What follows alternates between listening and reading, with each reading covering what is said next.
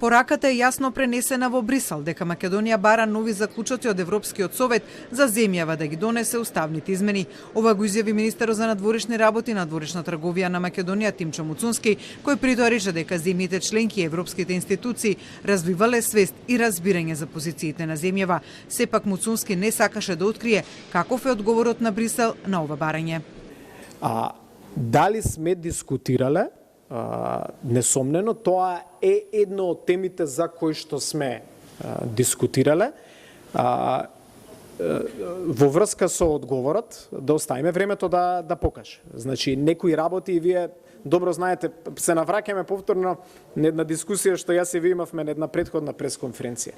Вие знаете дека јас и да имам желба, не можам да ви ги дадам сите одговори, бидејќи во оваа работа која што ние вршиме во дипломатијата, некои работи треба да останат помеѓу нас и соговорниците. Шефот на дипломатијата рече дека предвидливоста на процесот е тоа што го бара земјава, односно дека ќе нема нови блокади и додека такво нешто не добие уставни измени, нема да има. И сега условно кажано, можеби најлесниот потек, барем така перцепцијски изгледа, е владата да ги направи уставните измени, бидејќи имаме нели мнозинство во собранието.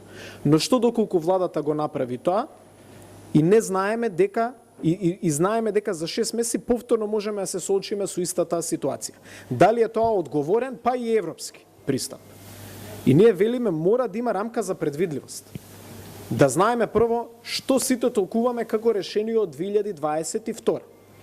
Да добиеме некоја форма на институционални гаранции дека нашиот идентитет, јазик, национална историја нема да станат предмет на преговори. Македонската влада, која пред локалните избори најавуваше интензивирање на разговорите со Бугарија по нова година, како што изјави Муцунски, подготвена е уште утре да седне на разговори со Бугарија за деблокирање на процесот, но од и сега внатрешно политичката состојба во Бугарија е комплексна. Муцунски денеска беше домаќин на министерката за Европа и надворешни работи на Албанија, Елиса Спиропали, која од своја страна рече дека Тирана целосно ја поддржува Македонија на европскиот пат и од членството на земјава во Европската унија за Албанија од стратешки интерес. Ние силно ја поддржуваме европскиот пат на Македонија. Не затоа што сме партнери, туку затоа што една Северна Македонија, која напредува во јаки институции, е сигурност за безбедноста на целиот регион.